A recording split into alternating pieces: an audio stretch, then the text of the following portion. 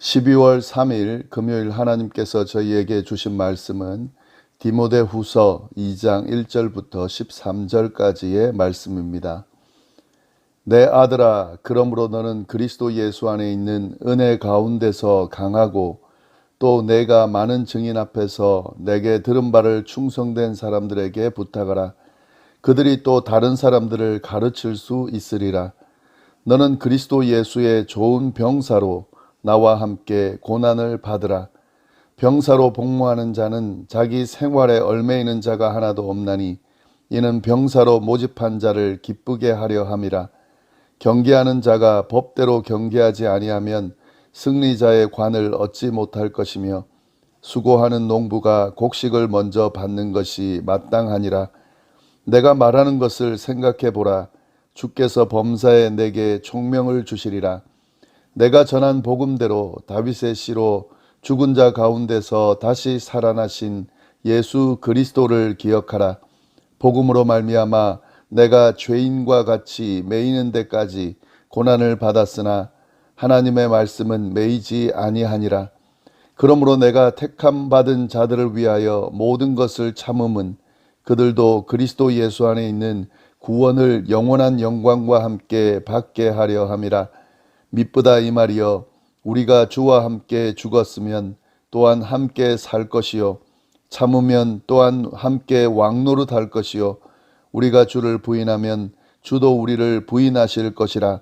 우리는 미쁨이 없을지라도 주는 항상 미쁘시니 자기를 부인하실 수 없으시리라. 아멘. 오늘은 디모데후서 2장 앞부분 말씀을 함께 나누도록 하겠습니다. 1절 보시면 바울은 디모데를 향해서 내 아들아 라고 부르면서 아주 친근하게 부르면서 어떻게 목회자로서 또 자신에게 주어진 신앙인의 삶을 살아야 하는지에 대해서 자세하게 언급을 해주고 있습니다. 바울은 디모데를 아주 사랑하는 아들이다 라고 표현하면서 그렇게 편지를 쭉 썼는데요. 이 사랑하는 아들, 믿음으로 낳은 이 아들이 어떻게 살아야 하는지 설명을 합니다. 그런데 1장에서 사도 바울은 복음과 함께 고난을 받으라 라는 이 핵심 주제를 디모데에게 이미 알려주고 어떻게 하면 복음과 함께 고난받는 삶을 살 수 있을 것인지 그 내용들을 2장에서 쭉 이야기해 주고 있습니다. 사도 바울은 이제 복음과 함께 고난을 받으라라고 하면서 나와 함께 고난을 받으라 이렇게 강하게 이야기하거든요. 그러니까 나처럼 내가 고난 받은 것처럼 내가 복음을 전하면서 고난 받는 삶을 산 것처럼 너도 그렇게 복음 안에서 고난을 받으라 이런 논리로 바울이 디모데를 가르치고 있는데요. 지금까지 이 본문 그렇게 길지 않았잖아요. 근데 여기에 보시면은 고난에 대한 내용들이 여러 번 나옵니다. 그만큼 이 복음을 전하는 것에 있어서 이 고난이라고 하는 것은 뗄 수 없는 것이고 결국 에베소에 남겨져서 에베소 교회를 대상으로 사역하는 이 디모데도 복음 전하는 사역자이기 때문에 이 고난과 연결되어 있다는 사실을 바울이 이야기하면서 그걸 전제하고 가르쳐주고 있는 거죠. 자, 그러면 고난을 받는, 복음 안에서 복음을 전하기 위해서 고난을 받는 삶을 살기 위해서 어떻게 해야 되는가? 바울은 이 고난을 감당할 능력을 가지기를 원하는 마음으로 그리스도 안에 있는 은혜 가운데 강해져라 라고 이야기를 합니다. 너는 그리스도 예수 안에 있는 은혜 가운데서 강해져라. 이 고난은 우리의 연약한 인간의 모습으로 감당할 수 있는 것이 아니거든요.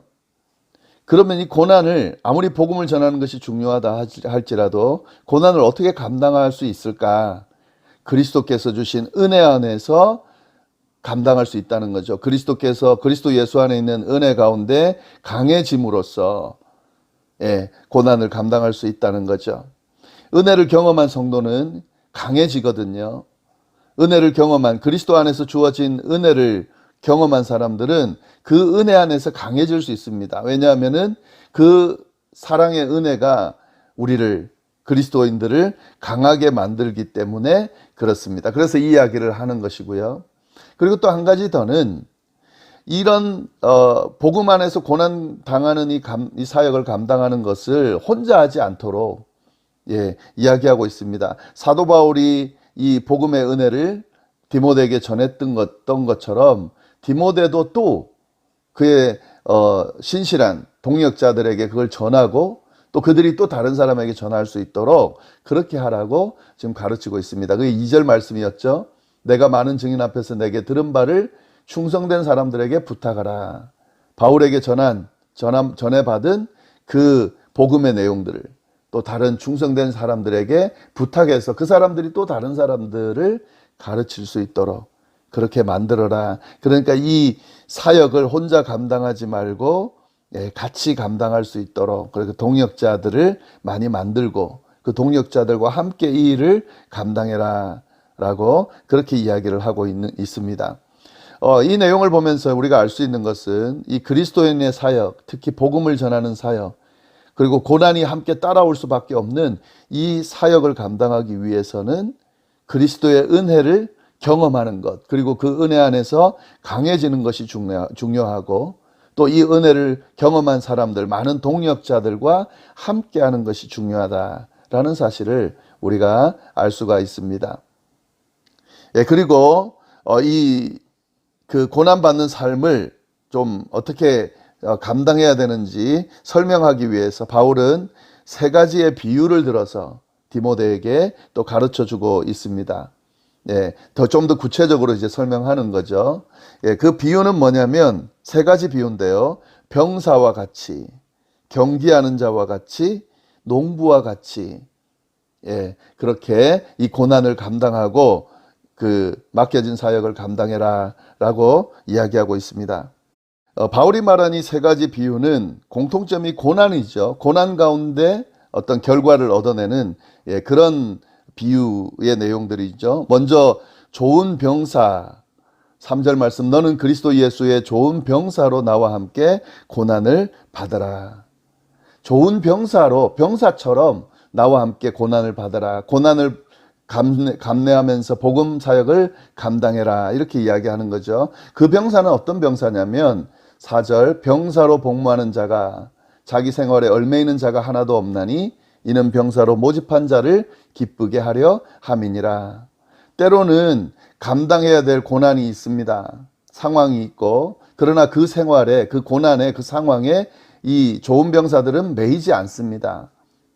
감당하기 쉽지 않은 상황이지만 그럼에도 불구하고 맡겨진 이 병사로서의 복무를 잘 감당한다는 거죠.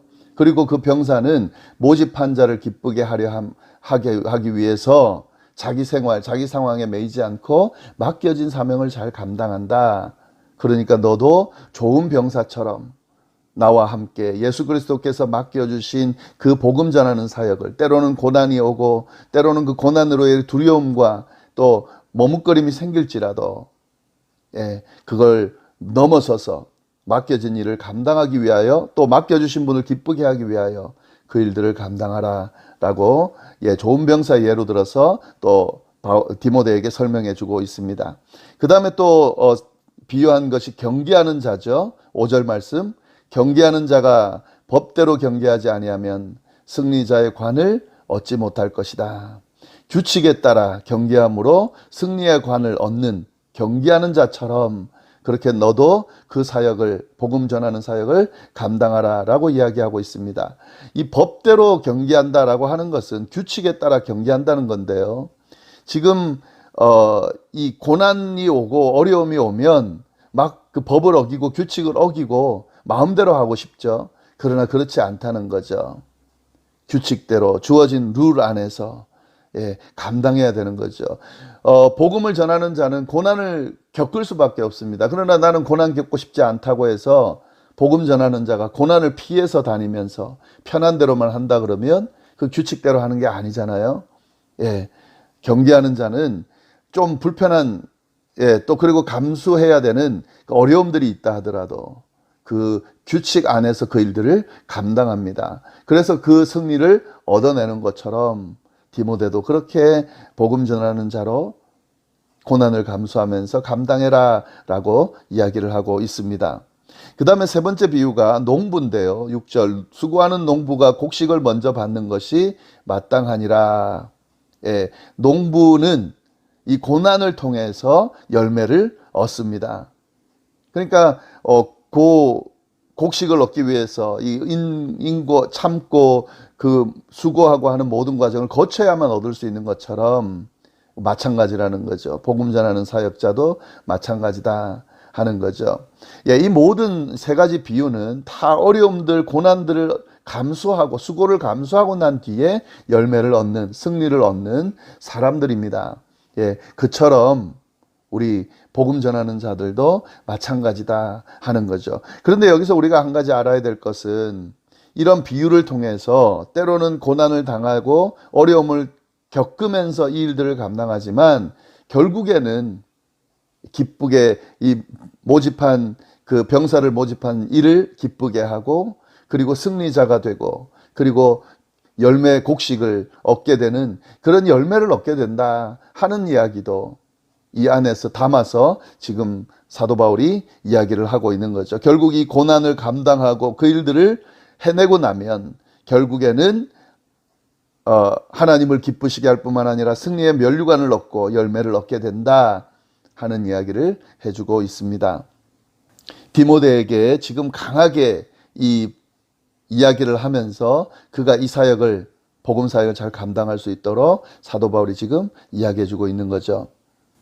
그러면서 사도 바울은 이 자기가 지금 감당했던 그 과정들을 디모데에게 설명해 주면서 이 내용들을 좀 더 풍성하게 이야기해 주고 있습니다. 7절 내가 말하는 것을 생각해 보라.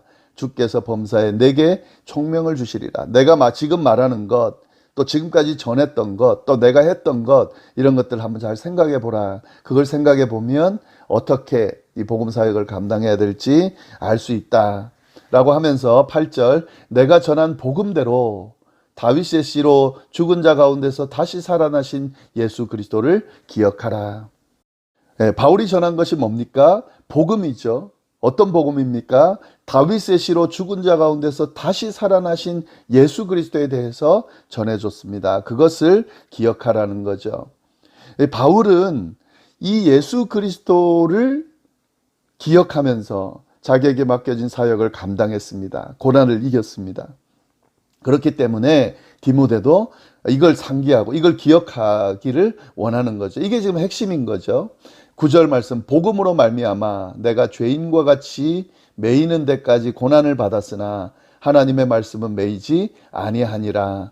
그러므로 내가 택함 받은 자들을 위하여 모든 것을 참음은 그들도 그리스도 예수 안에 있는 구원을 영원한 영광과 함께 받게 하려 합니다. 이것이 이제 사도 바울이 복음을 전하는 자로서 가졌던 마음인 거죠. 복음 때문에 내가 죄인과 같이 이렇게 옥에 갇히는 그런 상황까지 오고 고난을 받지만 그러나 이 복음 때문에 내가 다시 살아났다 하는 거죠. 내가 복음 때문에 내가 영원한 생명을 얻었다. 이 복음 때문에 내가 그 모든 것들을 참으면서 그리스도 예수 안에 있는 그 구원을 영원한 영광과 함께 받기 위해서 내가 일들을 감당했다. 너는 이 사실을 기억해라. 그리고 너도 이 복음으로 인하여 복음 때문에 고난도 받겠지만 또 복음 때문에 이 고난을 감수하는 그런 모습을 사역자로서의 모습을 보여야 된다라고 가르쳐주고 있습니다. 미쁘다 이 말이여 11절 우리가 주와 함께 죽었으면 또한 함께 살 것이요 참으면 또한 함께 왕노릇 할 것이요 우리가 주를 부인하면 주도 우리를 부인하실 것이다.